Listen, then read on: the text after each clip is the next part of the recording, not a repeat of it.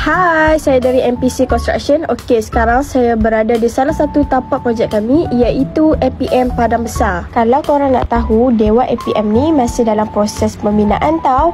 Tapi ia dah hampir siap 98%. Kalau korang nak tahu lebih lanjut, jom tengok video ni sampai habis. Untuk pengetahuan korang, Dewan APM ni dibina seluas 6,000 square feet.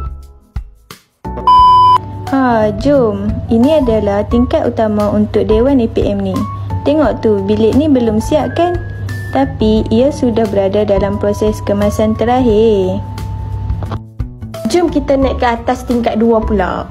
Dekat sini ada beberapa bilik tau yang sediakan. Semua ni masih dalam proses lagi.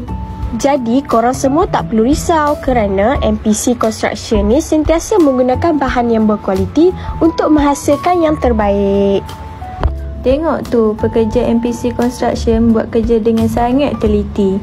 Diorang bukan saja tekun, tapi pastikan setiap kerja dibuat dengan sempurna. Memang terbaik lah. Korang mesti tak sabar kan nak tengok final looks untuk Dewan APM ni? Kalau korang nak tengok, korang kena follow kami dan stay tune untuk video seterusnya.